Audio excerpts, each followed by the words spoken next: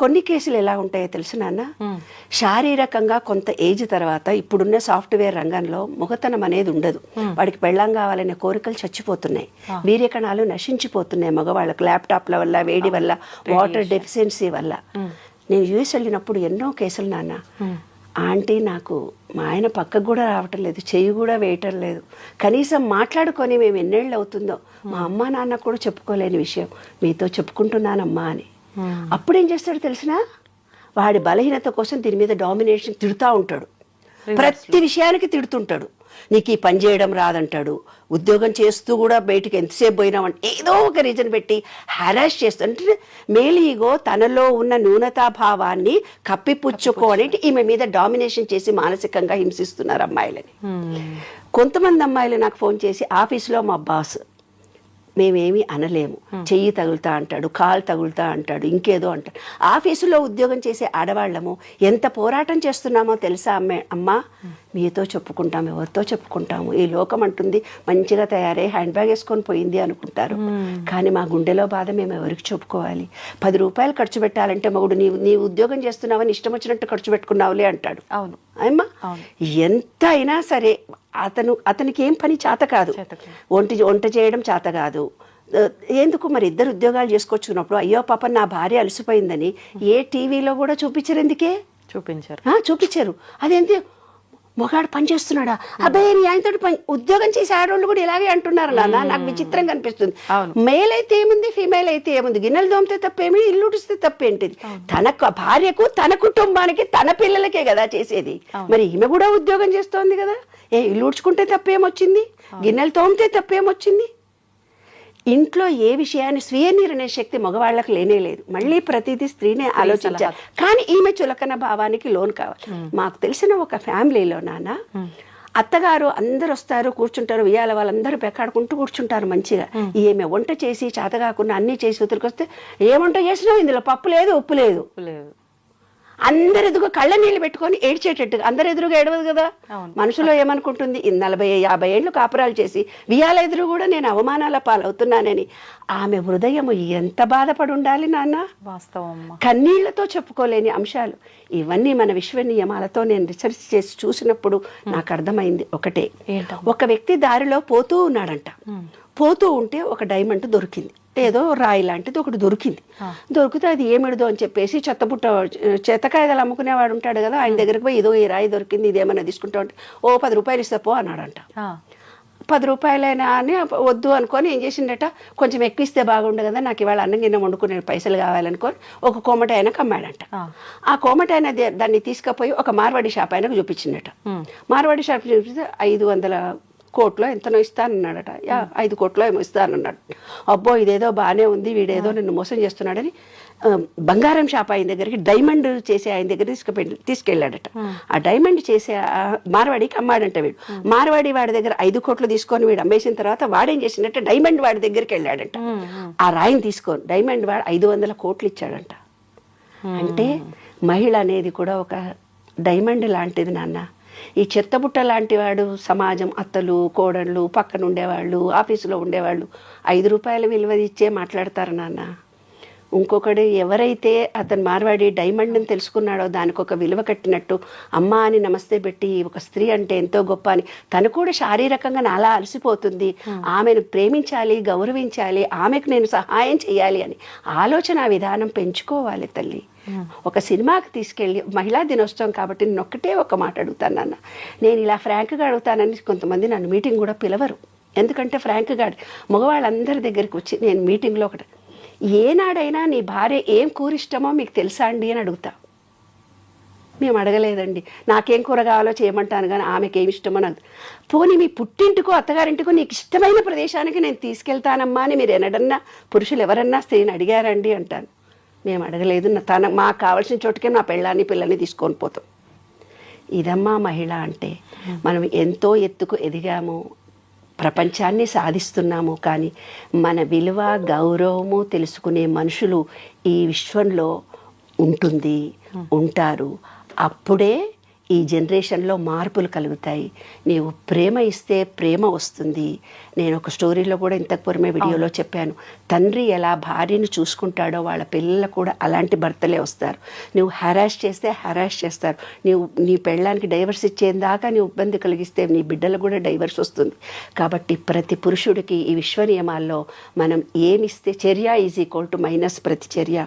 అప్పటి కాలంలో చెప్పేవాళ్ళు పూర్వజన్మలో ఎప్పుడో వస్తుందని. పూర్వజన్మలో రాదు, ఇంకోటి రాదు, కంపేర్ చేయకండి, ఈ జన్మ ఈ లోపటినే వస్తుంది. నాకు ఇప్పటికీ అర్థం కాలేదు. పోల్చుటెందుకు? చిన్నప్పటి నుంచి చూస్తున్నా, వాళ్ళని చూసి నేర్చుకో, వీళ్ళని చూసి నేర్చుకో, వీళ్ళలా ఉండు, వాళ్ళలా చదువు, వాళ్ళు అంతెత్తుకు ఎదిగారు, మనం ఎక్కడ ఉన్నాము, వాళ్ళ పిల్లలకు పెళ్ళిళ్ళయ్యాయి, మన పిల్లలకు పెళ్ళెప్పుడు, వాళ్ళ పిల్లలకు పిల్లలు పుట్టారు, మన పిల్లలకు పురుళ్ళెప్పుడు, మన పిల్లలకు యుఎస్ వెళ్ళారు, మన పిల్లలు ఎప్పుడు యుఎస్ వెళ్తారు, వాళ్ళ అమ్మా నాన్న చూడు, వాళ్ళ నాయనమ్మలని చూడు, వాళ్ళ ఎంత సంపాదించారో చూడు, వీళ్ళు ఇల్లు కట్టుకున్నారో చూడు. జీవితం అంతా ఒకళ్ళతో ఒకళ్ళు పోల్చుకోవటమేనా? వాడి పెళ్ళాం చూడు ఎంత బాగుంది, నీవేంటి, వాడు ఉద్యోగం చేస్తుంది, నీ ఉద్యోగం చేస్తే, అలా అనొద్దు. అందుకనే నేను ఇవన్నీ చెప్తున్నా. జీవితం అంతా ఒకళ్ళతో ఒకళ్ళు పోల్చుకోవటమేనా? మనం మనలాగే పుట్టాము, మనం మనలాగే పెరుగుతాము, మనలో ఉండే తెలివితేటలే మనకు ఉంటాయి. మా చెల్లెళ్ళు చూసి నేర్చుకో, మా అమ్మని చూసి నేర్చుకో.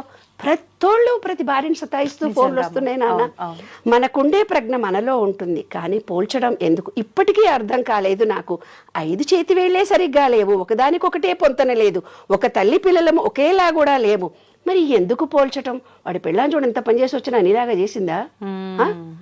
వాడి బిడ్డలు చూసినావా ఎట్లా చేసిందా ఆమె? అత్తలు కూడా ఇట్లే అంటారు, ఆడపడుచులు కూడా ఇట్లే అంటారు, ఆడోళ్ళే ఇట్లా అంటారు. మరి ఎందుకు పోల్చడం? వారిలాగానే నీ ఉండు, వారిని చూసి నేర్చుకో. మన బుద్ధులు ఒకరిని చూసి నేర్చుకుంటే వచ్చేవా? నువ్వు మారావా? నువ్వు మొగాడిలాగే ఉన్నావు, మరి ఆమె మారాలని నువ్వు ఎలా కోరుకుంటున్నావు? తప్పు కదా. అది విశ్వం చూస్తుంది అనమాట. పుట్టుకతో వచ్చిన బుద్ధులు పుడకలతోటే పోతాయి అంటారు, అయినా పోలుస్తూనే ఉంటారు. వారు 100 ఏళ్ళు బ్రతికారు, వీళ్ళు 90 ఏళ్ళు బ్రతికారు. మనం మనది రాసుకొనే పుట్టాము. మనం ఎన్నాళ్ళు ఉండాలో ఇంతవరకు మనమే, అంతవరకే మనం ఉంటాము. కొన్ని తెలివితేటలు మనకు ప్రత్యేకంగా వచ్చాయి, అయినా ప్రతిసారి పోల్చుటెందుకు? నాకు ఇప్పటికీ అర్థం కాలేదు. పోల్చుటెందుకో మనిషికి.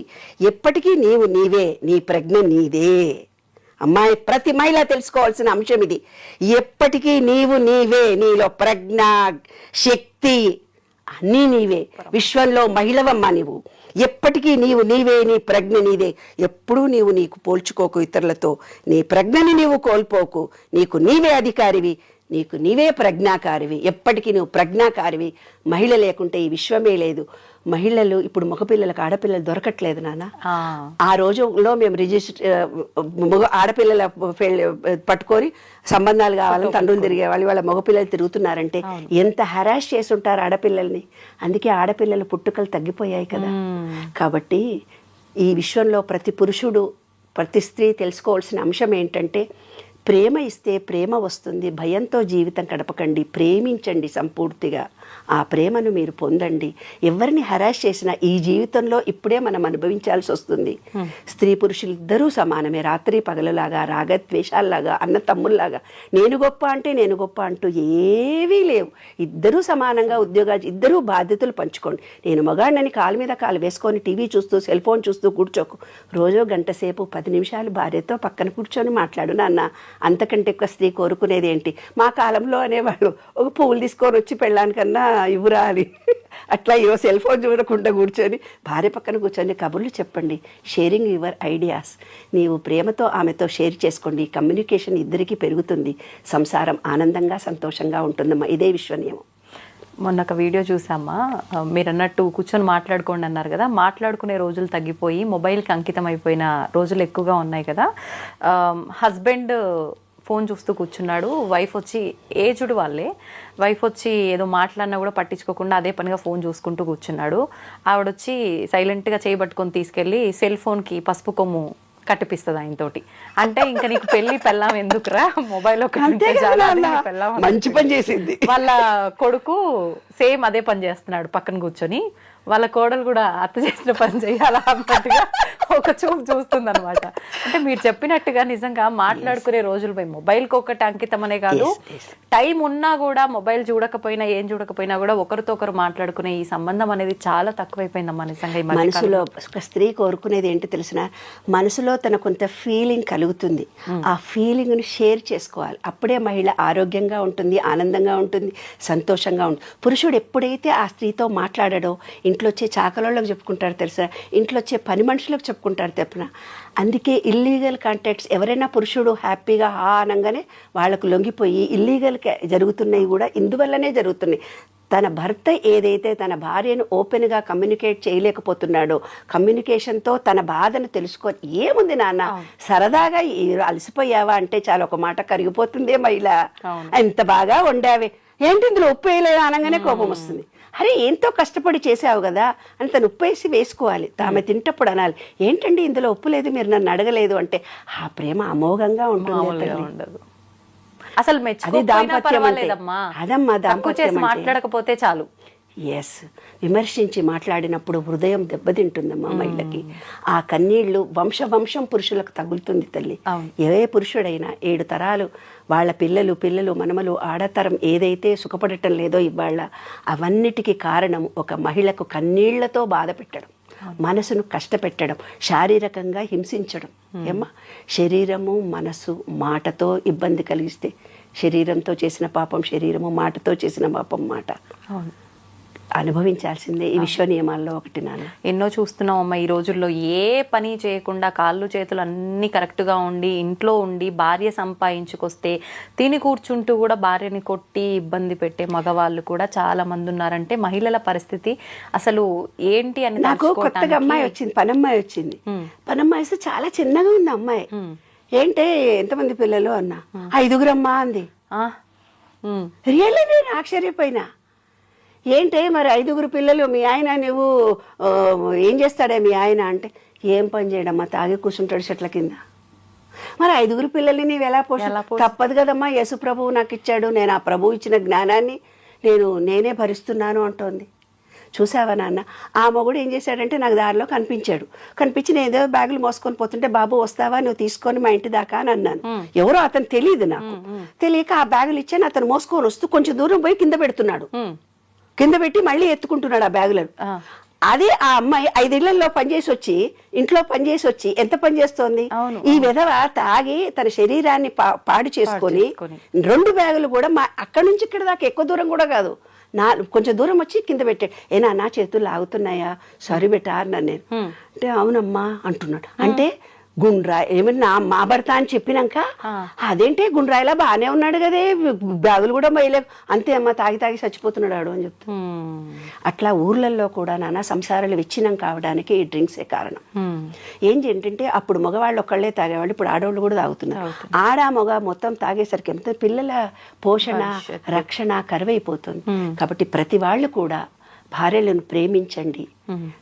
డ్రింక్స్ కానీ వేరే అలవాట్లకు లోను కాకుండా కుటుంబం అనేది మన భారతీయ సంస్కృతిలో ఎంతో గొప్పది. ఈ కుటుంబ వ్యవస్థ అనేది చాలా గొప్పది. ఈ కుటుంబాలు చిన్నాభిన్నం కాకుండా ఉండడానికి మీ వీర్య కణాలు స్త్రీ లక్షణాలు, పురుషుడికి పురుష లక్షణాలు. నీరు ఎక్కువ తాగండి. నీరు ఎక్కువైతే తాగుతారో వాళ్ళకి భార్యాభర్తల అనుబంధాలు ప్రేమలు పెరుగుతాయి, రిలేషన్షిప్ పెరుగుతుంది. కాబట్టి వాటర్తో అనుబంధాన్ని పెంచుకోండి. విశ్వ నియమాల్లో అదొకటి. స్వాదిష్టాన చక్రం వీక్గా ఉంటే సంసారాలు చిన్నాభిన్నం అవుతాయి. ఆ స్వాదిష్టాన చక్రము అంటే నీరు తాగాలి కరెక్ట్గా. 72% వాటర్ మన బాడీలో లేకుండా డీహైడ్రేషన్ కలిగినప్పుడే రిలేషన్షిప్స్, మొగడికి వీర్యం ఉండదు, మగపిల్లలకి, ఆడవాళ్ళకు కూడా ఆడతనం ఉండదు. కాబట్టి అన్యోన్యత ఉండాలంటే నీటితో అనుబంధము. చక్కగా స్విమ్మింగ్ పూల్లో కూడా కాసేపు ఉండండి, నీళ్లతో 2 పూటలా చక్కగా స్నానాలు చేయండి. సఫిషియెంట్గా మీరు మీ పిల్లలు తగినంత నీరు తాగండి. నీరు అనేది అనుబంధము, రిలేషన్షిప్.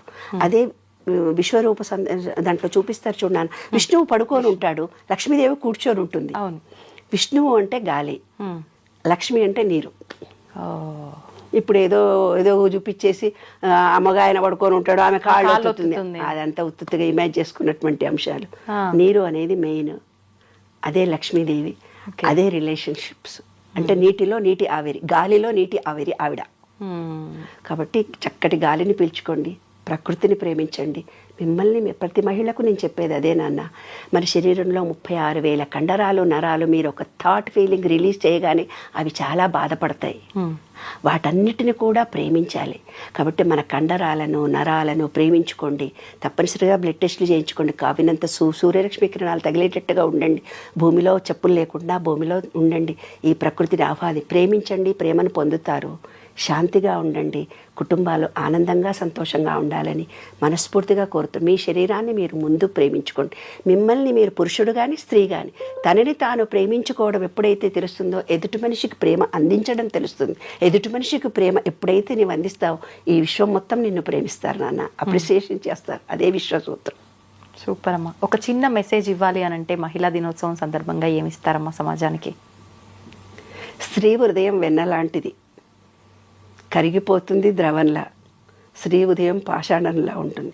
కఠినంగా నువ్వు మాట్లాడితే గుప్పిడి మూసిందంతేలేమ్మా. ఆ సముద్రం అక్కడ ఒక మహిళ హృదయము గుండె బద్దలైంది, అక్కడ సునామీ వచ్చింది అని రాసేది. ఈ విశ్వంలో ఒక్క మహిళలు బాధపడుతూ ఉంటే అక్కడ సునామీలు వస్తాయంట. అంత గొప్ప శక్తిమంతురాలమ్మా మహిళ అంటే. అమ్మవారి స్వరూపం మహిళ. స్త్రీలను గౌరవించాలి, ప్రేమించాలి. ఆడపిల్లలే మహాలక్ష్మీ దేవులు. పాజిటివ్ ఎనర్జీ తల్లి. మగవాడంటే నెగటివ్నే, స్త్రీనే పాజిటివ్. కాబట్టి ప్రతి స్త్రీ ఆనందంగా సంతోషంగా ఉండాలి ఎప్పుడు. నిజంగా చాలా మంచి మాట చెప్పారమ్మా. కానీ ప్రస్తుతం ఆడపిల్ల లేనిది, అసలు ఆడ మనిషి లేనిదే అసలు ఈ సృష్టే లేదు.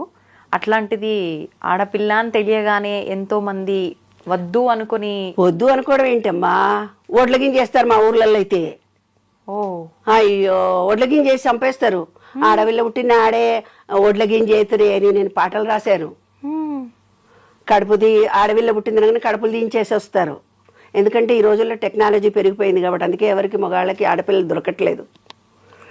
ఒక స్త్రీ సంతానాన్ని మీరు ఎప్పుడైతే హత్య చేస్తారో ఇంకా తర్వాత తరాల వాళ్ళందరికీ ఆడపిల్లలతో హింసించబడతారు. ఆ వంశమంతా స్త్రీ శాపం ఉంటుంది. పసిబిడ్డను 3 నెలల కడుపును తీసేసినా కూడా అది బాధపడుతుంది. అది కూడా హత్యనే. ఏ రకంగా చేసినా హత్యనే. చెట్ల కింద పడేసినానంటారు, ఇంకెక్కడో పడేసినామంటారు, పిల్లల్ని వదిలిపెట్టిపోతున్నారు. ఇవన్నీ ప్రకృతికి విరుద్ధంగా జరుగుతున్న అంశాలు. కాబట్టి మనకు ఏదైతే భగవంతుడు ఇచ్చాడో అది మన కోసమే ఇచ్చాడు. దాన్ని యాక్సెప్ట్ చేయాలి. కొంతమంది ఫోన్ చేసి మాకు చాలా కష్టాలు, నేను ఎక్కెక్కి ఏడుస్తారు. భర్త చనిపోయాడని ఏడుస్తుంటారు, యాక్సిడెంట్లైనా అని ఏడుస్తుంటారు, డబ్బు లేదని ఏడుస్తుంటారు. ఎన్నో రకాలైన సమస్యలతో ఉన్నది ఈ ప్రపంచమంతా.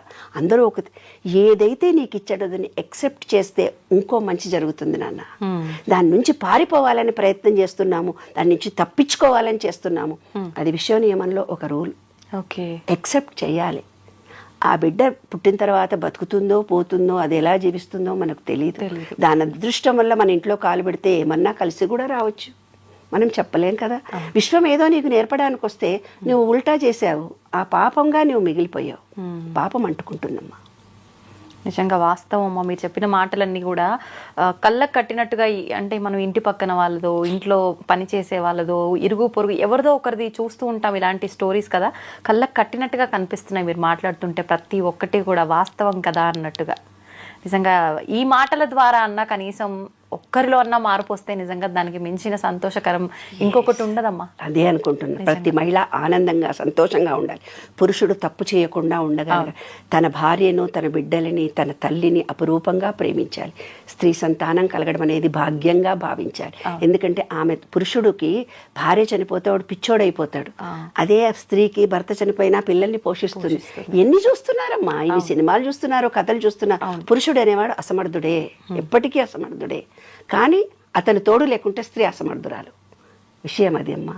కాబట్టి తప్పనిసరిగా ప్రతి స్త్రీకి ఒక పురుషుడి తోడు ఉండాలి, మనకు ఒక మంచి పురుషుడికి ఒక స్త్రీ తోడు ఉండాలి. శివుడు పార్వతులే అర్ధనారీశ్వర తత్వం అందుకే చూపించారు. అరే బాబు, ఒక స్త్రీ రా, ఇది పురుషుడు రా, నీలోని కూడా 2 ఉన్నారా అని.